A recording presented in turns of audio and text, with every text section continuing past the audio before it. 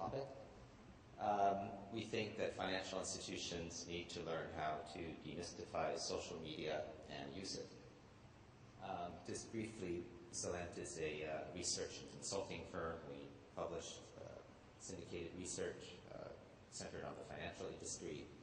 We also do consulting, and we are now part of Oliver Wyman, a very broad-reaching consulting firm in financial services as well. So I think it's pretty obvious to everyone in the room that social media can potentially be relevant to banks, as we can see on this slide as well. Basically, social media sites targeting consumers, and a surprising number of these sites are business sites, such as Amazon, are extremely popular. What can you say? However, banks really are not using them too thoroughly, and we think there are a number of reasons for this. From kind of the painfully sad or maybe obvious, such as IT budgets, which especially after the financial crisis have not been holding up, they've been shrinking, and there are many things competing for IT budgets. Also, banking still might be, in a sense, a conservative industry. That's very good in some respects. For example, if you're talking about risk management. Not so good in some respects if you're trying to innovate and implement something like social media. And then again, social media occurs, changes in the industry, as it were, occurs so quickly, and individual events occur so quickly, sometimes like public relations on steroids, that a bank has to be able to respond extremely quickly, both sort of in the IT cycle of implementing a product, or a presentation format for a social media related project, or just responding to a PR threat. We do think banks are overwhelmingly interested in using new technology and social media, and have thought it through to some degree. And of course, in the U.S. in particular, there's been quite a bit of investment in certain sort of pilot projects, as it were, in social media. But this really hasn't panned out into, let's say, a workable bag of strategies and best practices. Maybe such a thing's impossible and always will be in such a rapidly moving environment. But I think the long and short of it is that banks would like to do it. They've thought about it. They try it. They're still trying it. We think they can do more. Part of the problem is that perhaps banks don't have all day to spend online and experiment with the media and really see how it works. And so they might really not have a very broad overview of what's possible, what's out there, what they could be doing.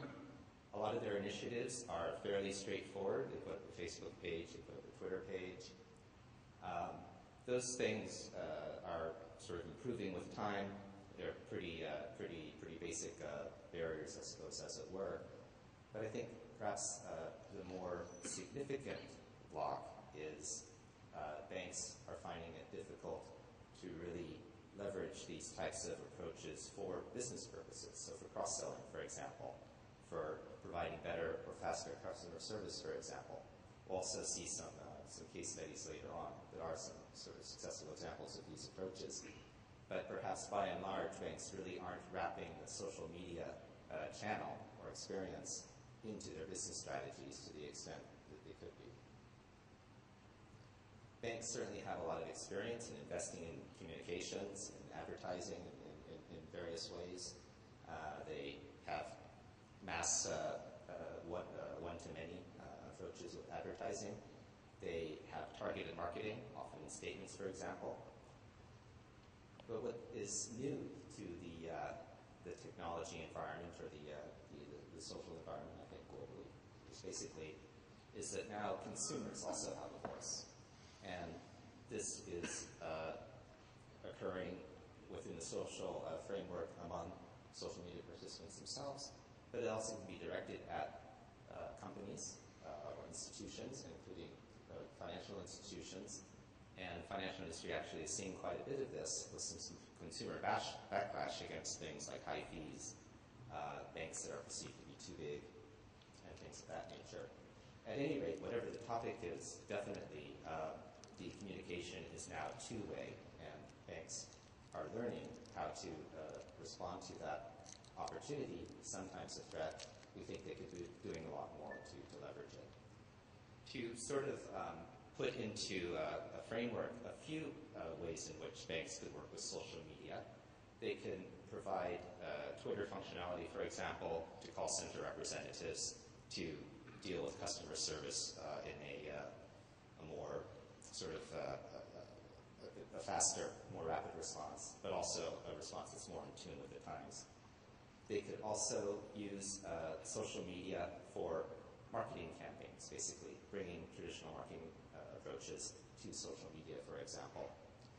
And they can also use social media, listen in on social media, basically, or even sort of participate directly with participants to do research, basically product research, customer research, figure out how to serve their clients better, what types of products are in demand, and use the channel from that point of view as well.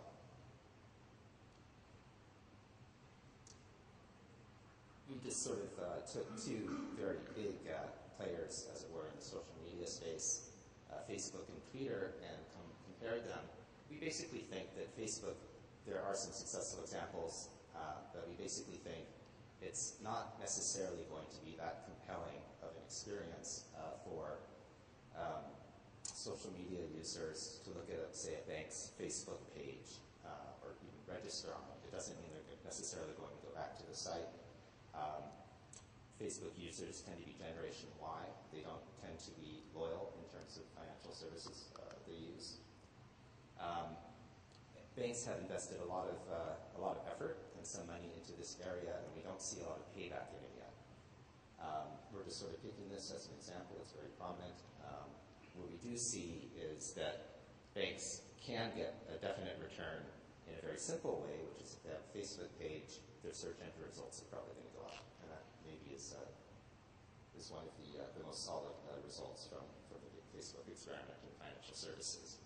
Twitter, we think, is quite different. It's complicated in the sense that the compliance department might not like it. It brings a certain amount of risk in that you might get negative feedback from participating in Twitter.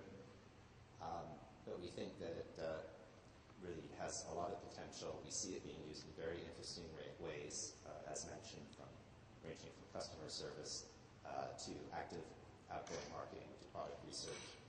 We think it has a lot of potential, and there's some very interesting examples going on there. To date, most of the social media usage by or initiatives by financial institutions have been in the U.S. I think it's pretty interesting here to look at the rest of the world on the right there. Less than 12% of Twitter sites.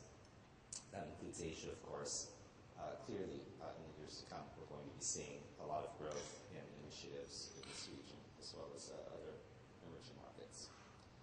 Kind of an interesting area that I think has something to do, again, with perhaps the financial crisis fallout and sort of consumer backlash against big banking, is that smaller institutions